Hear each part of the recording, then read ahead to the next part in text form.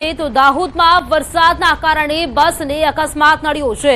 વાપીથી દાહોદ આવતી બસને અકસ્માત નડ્યો છે। વરસાદમાં બસના ટાયર સ્લીપ થતા ડિવાઈડર સાથે અથડાઈ હતી। સદભાગ્યે કોઈ જાનહાની નથી થઈ। એસટી વિભાગના અધિકારીઓ પણ ઘટના સ્થળે પહોંચી વધુ તપાસ હાથ ધરી છે।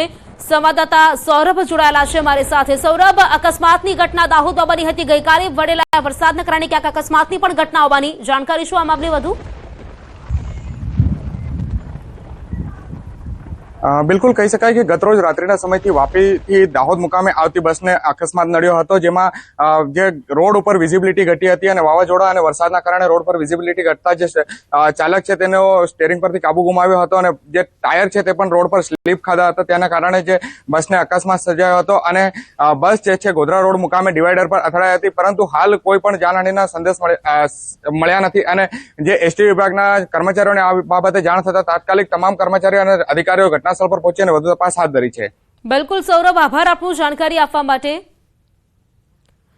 તો દાહોદમાં ગઈકાલે પડેલા વરસાદના કારણે ક્યાંક તારાજી સર્જાઈ હોય તેવા દ્રશ્યો જોવા મળ્યા।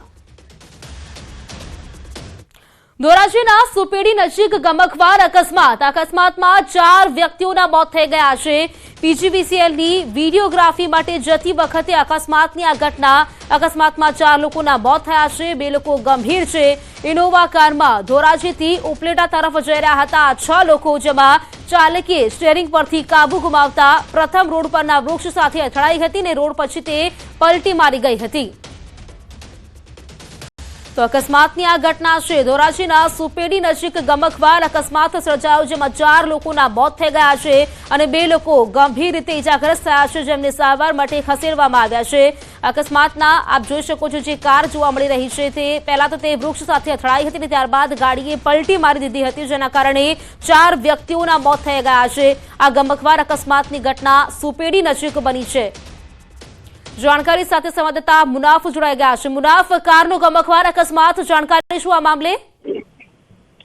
बिल्कुल बीजे धोराजी सुपेरी पास गमख्वार अकस्मात कीधुं। अकस्मातमां 4 व्यक्तिओनो मौत थया हता। इनोवा काરમાં ધોરાજીથી ઉપલેટા તરફ જઈ રહી ત્યારે અકસ્માત સર્જ્યો હતો। ઇનોવા કારમાં 6 લોકો હતા સવાર, તેમાં 4 લોકોના ઘટના સ્થળે મોત થયા હતા અને 2ની હાલત અત્યારે ગંભીર છે, તેને જૂનાગઢ રિફર કરવામાં આવ્યું છે। પીજીવીસીએલના કોન્ટ્રાક્ટ હોય અને વિડીયોગ્રાફી માટે જઈ રહ્યા હતા તેવી વિગતો આજ તો સામે આવી છે અને વાહન ચાલકે સ્ટીયરિંગ પર કાબુ ગુમાવતા હોય રોડ ઉપર વૃક્ષો સાથે અથડાતા રોડની નીચે કાર પલટી મારી ગઈ હતી અને કારના અકસ્માતમાં ઘટના સ્થળે 4 લોકોના જે ઘટના સ્થળે મોત થયા હતા અને 2ને ઈજાગ્રસ્ત થયા હતા। બિલકુલ આભાર મુનાફ આપનું જાણકારી આપવા માટે। આ તરફ અમદાવાદમાં કમોસમી વરસાદ ખાબક્યો। ભારે વરસાદના કારણે ગરનાળામાં પાણી ભરાઈ ગયા હોય તેવા દ્રશ્યો જોવા મળ્યા। મકરબાના ગરનાળામાં પાણી ભરાતા વાહન ચાલકો પરેશાન થયા। ગરનાળામાં પાણી ભરાતા વાહન ચાલકો પરેશાન થયા હોય તેવા દ્રશ્યો જોવા મળ્યા હતા। તો મકરબા વિસ્તારના ગરનાળાના આ દ્રશ્યો છે। આપ જોઈ શકો છો કે અવરજવર કરતા લોકો છે તેમને હાલાકી પડી રહી છે। 2 વ્હીલર છે, 4 વ્હીલર છે, તમામ લોકો જ્યારે અવરજવર કરી રહ્યા છે। આ પાણી ભરાવાના કારણે તેમને ક્યાંક હાલાકી પડતી હોય તેવું જોવા મળી રહ્યું છે। આ ફક્ત એક સામાન્ય વરસાદ છે, પરંતુ સામાન્ય વરસાદે જાણે પોલ ખોલી નાખી હોય તેવા આ દ્રશ્યો છે। મકરબા ગરનાળામાં પાણી ભરાતા અવરજવર કરતા લોકો છે ક્યાંક તેમના ગાડીઓના પૈડા થંભી ગયા હોય તેવું જોવા મળ્યું હતું। આપ જોઈ શકો છો એક રિક્ષા પણ જોવા મળી રહી છે અને પાણીમાં ઓટો રિક્ષા ઉભી રહી ગઈ છે તેવું જોવા મળી રહ્યું છે। બીજી તરફ 4 વ્હીલર ચાલકો છે, 2 વ્હીલર ચાલકો છે, તેમને પણ હાલાકી પડતી હોય તેવું જોવા મળી રહ્યું છે। અમદાવાદમાં ઝાડ પડવાની ઘટના। ગઈકાલે વંટોળ સાથે વરસાદના કારણે અનેક જગ્યાએ ઝાડ પડવાની ઘટનાઓ સામે આવી। કર્ણાવતી ક્લબની સામે વૃક્ષ ધરાશાયી થયા હતા। સર્વિસ રોડ પર પડેલા ઝાડને હટાવવાની કામગીરી છે તે શરૂ કરવામાં આવી છે।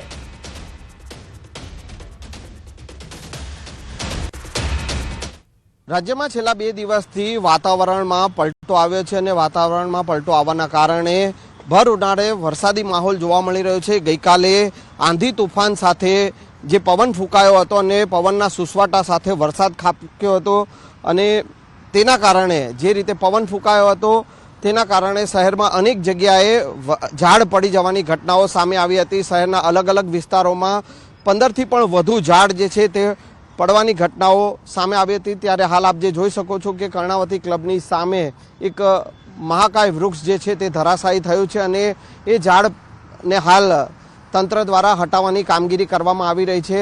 SG highway